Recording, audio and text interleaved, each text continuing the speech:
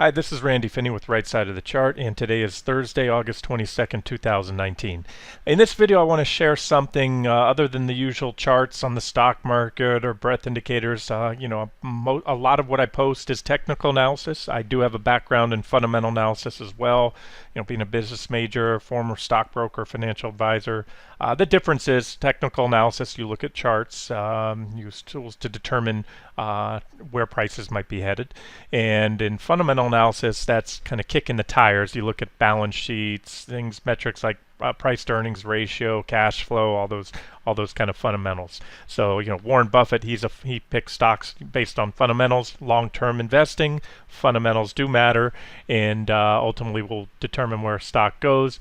However, to active traders, particularly swing traders and day traders, fundamentals are almost useless. You need to use charts to identify the micro or shorter trends within a longer term trend. And I always say this: the best trades are when you mesh the two together, the best long-term trades, because technicals work just as well on long-term charts. For a position you might hold for 6 months, a year, or even several years or more, as it does on the shorter term charts. So that's a quick rundown of what technical analysis is and what fundamental analysis is. Now this is kind of somewhere in between. I don't really know if this might have its own little box. What we're looking at here, these are search trends, Google search trends, and what I've done is typed in the word recession. I think this chart is very telling. So I'm going to go over what I see here. You probably already make out where I'm going with this, but there's a few other things I want to kind of go over in this, and that's why I'm doing a video. And I'll also post these charts on rightsideofthechart.com for you to look at. All right, so this is as far back as we could go. So I typed in the search term recession. Google runs back to 2004. That's as far back as I can go, but that's all I wanted to do. So what I'm doing here, you probably can see by now, is I'm comparing the previous bear market or previous recession, both, they go hand in hand, with where we're at today, and see if we can glean any clues from something as simple as a Google search term. Okay, and the reason I'll sometimes look up these search terms is, this is, as I said a minute ago, whether it's between fundamental analysis or technical analysis. Let me just back up and tell you what technical analysis is. Technical analysis, obviously, it's looking at charts, price action, looking at things like trend lines, support, resistance levels. But there's a story to be told in a chart, and that's why technical analysis works. Is it 100% effective all the time? No, neither is fundamental analysis, not even by a long shot. So, but it is, again, very effective, sometimes highly effective, and of course the reason it works, it tells a story. If you're looking at a stock, let's take Apple for example, and if or whatever you call it, XYZ company, and if XYZ is rallying up to $90 a share, and every time it gets to 90 it goes down, sellers step in, people sell the stock, it goes to 90 again, it keeps hitting 90, pulls back, well, that's a resistance level. So technical analysis tells you buy a breakout above 90. Simple stuff, right? Here, we'll draw it out for you. And so that's how technical analysis works. Now the why of why it works, so here's that 90 level, stock comes up to 90, pulls back, comes up to 90, pulls back, and every time it hits 90 you see it pulling back, so that's a well-watched level.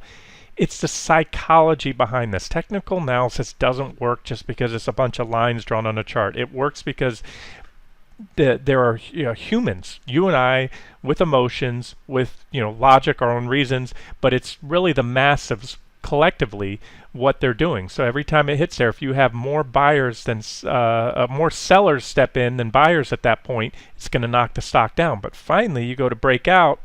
And when you do, at that point, if that stock hits 90 again, and it can go through there, you usually see a pretty impulsive move and a breakout, and that's what technical analysis is all about. And that's because now the psychology, the outlook for that stock has shifted. The demand dynamics have shifted. You have more buyers than sellers, and that's where stock goes. So that's, again, the hows and whys of technical analysis. So I'm using the same premise here. I've talked, as a lot of people have for quite some time, that there's a recession coming. And look, it's not rocket science. Anybody that says that, you're bound to be right, because recessions are just like the seasons. Winter is going to come. Some years it comes earlier, some years it comes a little later. Recessions and economic expansions are simply a natural part of the business cycle. They always have been, and they always will be. So we know it's a matter of time. Now, this one happens to be the longest economic expansion in history, so we talked about it coming. And so let's now talk about what everyone else thinks. Again, I've been, as others, saying a recession is coming for quite a while, but it doesn't matter what I think. It doesn't matter how bearish I am, what my outlook on the economy is, how much trouble I think our country's in long term for ballooning deficits at a point where we're, and doing tax cut towards the end of an economic cycle, when traditionally tax cuts are reserved for periods of recession or slow economic growth to spur it. Same with low interest rates. Typically, low interest rates or interest rate cuts have been used to spur growth either during or right around the time a recession starts. And again, we've used up all those bullets, which to me is just, that's just my opinion, a little bit crazy, and that's going to make the next one a lot worse. So again, forget about what I'm thinking. All that matters is what the masses think, because I don't have enough money to move the market. I don't have enough money to move just about any stock out there. It's the rest of the world, or the rest of, I believe these are U.S.-based search results. I'm almost certain on that. I'll verify that in a second. But you can see here, there's very little interest from the general public in the term recession until back then. And you see, remember, the market topped. If you're not aware, the market peaked in October of 2007, early October 2007, right around this point. And you started to see that interest peak up right until that top. And then, as you can see here, this is 2008. So here's early 2008. This is when the bear market started and was getting underway, and the recession as well. That's when it hit. And so you can see very little interest up until then. So we fast forward to today, and you can see we have, if you're wondering what the dotted lines are, that just Google is saying here that the values for this point, because these are monthly data points, August is not over yet, so therefore it's incomplete data, but this is what they're seeing right now. They are seeing a huge surge. Nothing even remotely close to this surge in interest in the term recession. Not even back in that big blip, the big drop in the market that we had right here. This was in the fall. Remember October, right around October 1st, 2018. That's when we had the biggest drop yet. And I call that, so far, I believe that is what we call the shot across the bow, or what I'm referring to as shot across the bow. So let me do something for you here. You might say, well, Randy, this looks a little bit different.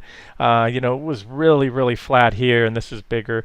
Well, over time, you have to look at charts this way. Here, let me show you what I have here. One second. Okay, apples to apples. And what I did is I zoomed down, and I took from the beginning of their search point, January 1st, 2004, did a 4-year right up to that point where it took off. So again, if you zoom in a little closer, you can see the top came right around here. There was a blip. This is what I call a shot across the bow. You can see how flat it was, similar to this. If you box it in, you see very little interest. Over time, there's more search traffic on the web than there was a decade ago, or over a decade ago. And but for the most part, you can see just little minor blips, and then one blip that stood out above the rest. And that was back on, let's see my notes, that was the week of, when you go down to here, they give you weekly data, the week of February 25th through March 3rd, 2007. So let's see what happened back then, and what caused that sudden spike in the search results for the term recession. Okay, here's a chart I have saved that shows the top. This is the top right here. As I told you, October 2007 right there was the top, and that's where the great bear market started. We've dropped over 55% from that point. This is the NASDAQ 100. S&P would look the same. They topped right around the same time. I think the S&P might have been a hair earlier. But you can see, as I just told you a minute ago, that blip was the week of February 25th to March 3rd, 2007. So what happened back then? There it is, shot across the bow. That was, I believe, about a 9% or so drop. that point in time. You can see we're trending up, things were looking good, and that's the kind of wake up, hey, what just happened? It wasn't, a regular correction, a dip like these that got bought up or like this. That was a big gap down. You can probably see it here in the chart, followed by a very sharp drop. And so again, that's the like again what I call a shot across the bow. And then you can see a lot like now, volatility has started to expand, and that shot across the bow came a little less than a year, 8-9 months before. We did have a big drop back here in 2006, but that didn't rattle the markets, at least not by the metric I'm looking at here, at least not by the search term for the search results for the term recession. So there it is. That's our shot across the bow. Let's see what happened. I'll go back to that chart there and show you. So again, that was back then, 2004 to January 2008 right here. The shot across the bow, the market top right around this point, and fast forward, this is the previous 4 years. So we're almost mirroring back then. You can see the huge or comparable, very comparable increase in interest in the term recession. So back to what I was saying in the beginning, this tells me that now the masses, the general public, not me, not certain economists that have been warning that, hey, things, we're heading towards a recession. Finally, at this point, it appears that the general public, the masses, are very much concerned about a recession, whereas for the most part, just like back then, they weren't. Even though others might have seen this one coming for quite some time. I remember I saw it coming. I worked in the financial system as a broker, financial advisor for bank back at the time. So I was in closely with the all the other officers of the bank, the exec CEOs, that ran the area, the mortgage folks. I worked closely with them, my clients and their clients. And I saw what was coming. I was in Florida too, in Southwest Florida. We were ground zero, so I could see that the lenders would tell me they were, you just had to fog a mirror to come in and get a $500,000 mortgage. Didn't matter if you had any income or not. And so again, that was all written in stone. But there it is. There's this shot across the bow. I wanted to just look at this part here. January, so that was the week of, I have it down here, December 16th through December 27th right there. And I'll call that again the shot across the bow. Well, we could go to the chart, but it's probably fresh in everybody's memory right now what happened between that week. This is when the market, after correcting and everyone's, dip buyers. This wasn't the usual dip. Even though volatility has expanded in the last couple of years, this was different. This marked the biggest drop that the market had had. This was that shot across the bow. But again, looking back, it didn't really cause that much concern, and that tells me that the masses, for the most part, although there was an elevated concern, there wasn't this widespread, overly, very high interest in the term recession. And again, it all goes back to public opinion. And now, when you have, the vast majority of people out there, or at least a very large number, concerned about recession, that's why they're doing the search for the term. And I've said this in the past, if nothing else, at this point, I believe a recession will be a self-fulfilling prophecy. You talk about something enough, you talk about it, it's going to come true.